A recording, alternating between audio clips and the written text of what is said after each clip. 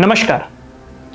आपने अक्सर देखा होगा कि जब किसी की डेथ हो जाती है तो लोग उसके शरीर को अकेला नहीं छोड़ते, खासकर रात। कोई ना कोई उस शरीर के पास रहता ज़रूर है और साथ ही उसके आसपास अगरबत्ती वगैरह भी जला दी जाती है। कुछ लोग ये मानते हैं कि अगर ऐसा नहीं करेंगे तो कोई दूसरी आत्मा उस शरीर में प्रवेश कर सकती है। पर क्या ये सच है? चलिए जानते हैं।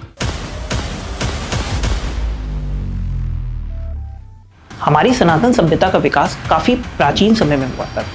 उस टाइम पर पॉपुलेशन ज़्यादा नहीं थी, इस कारण से लोग डेंस एरिया में रहते थे।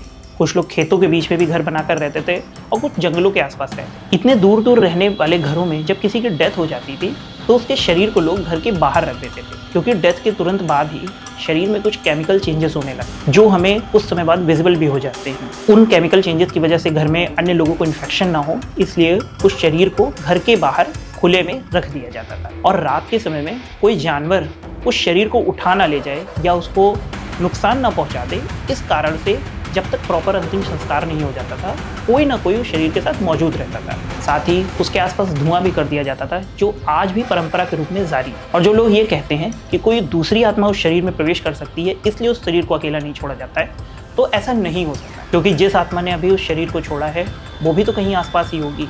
वो क्यों नहीं प्रवेश कर रही? अगर वो नहीं प्रवेश कर सकती तो दूसरी आत्माएं उस शरीर में कैसे प्रवेश कर सकती? ये केवल और केवल एक अंधविश्वास है। आई होप कि अब आपको क्लियर हो गया। Thank you.